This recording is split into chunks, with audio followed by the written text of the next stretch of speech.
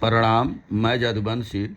महिला आरक्षण पर चर्चा से पहले पक्ष और विपक्ष में टकराव, नारी शक्ति वंदन अधिनियम को 2029 से पूर्व लागू करने के लिए बुलाए गए संसद के विशेष सत्र से पहले सरकार और विपक्ष में टकराव बढ़ता दिख रहा है। प्रधानमंत्री नरेंद्र मोदी के विपक्षी दलों को लिखे पत्र के जवाब में कांग्रेस अध्यक्ष मल्लिकार्जुन खड़गे ने 5 राज्यों के चुनाव खत्म होने के बाद सत्र बुलाने की मांग दोहराई। पीएम को लिखे पत्र में खड़गे ने कहा कि राज्यों में चुनावों के बीच संसद का विशेष सत्र इस धारणा को बल देता है कि केंद्र राजनीतिक लाभ के लिए कानून लागू करने में जल्दबाजी कर रही है।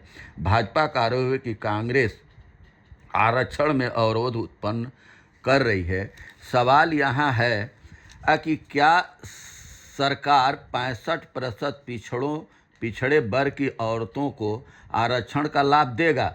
देश की आज़ादी से पिछड़ों के हक पर सामंतवादी सोच के वर्ग आप हावी थे, क्योंकि गांव की पृष्ठभूमि से देखिए, गांव की ज़मीनें जितनी भी थी, सामंतवादी सोच 3 वर्गों के पास थी, ब्राह्मण, क्षत्रिय और श्रीवास्तव लाला, और बनिया इनका व्यापार था, और सारे पिछड़े वर्गों का शोषण होता है सदियों से। डॉक्टर भीमराव अम्बेडकर शिक्षित थे, उन्होंने संविधान में SC ST के लिए व्यवस्था बना दिया।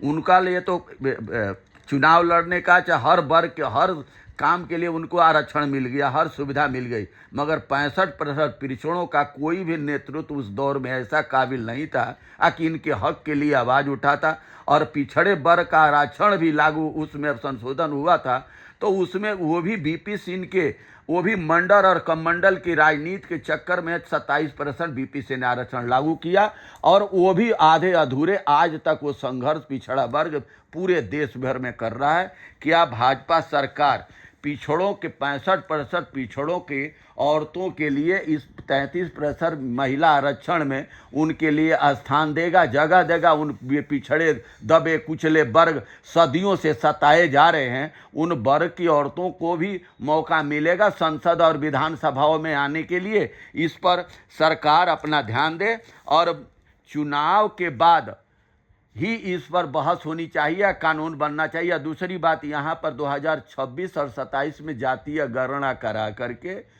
स्थिति साफ करके तब ये आरक्षण लागू करना चाहिए। 2011 की जनगणना के आधार पर 2011 से या 2026 तक गंगा में बहुत पानी बह चुका है, कितनी आबादी बढ़ गई है, किसकी क्या स्थिति है, तब तक ये 2027 की जातीय गणना करा करके जब तक इसमें स्थिति साफ न हो जाए, तब तक ये महिला आरक्षण लागू करना बेईमानी होगा 65% पिछड़ों के साथ। बहुत बहुत धन्यवाद। नमस्कार, प्रणाम।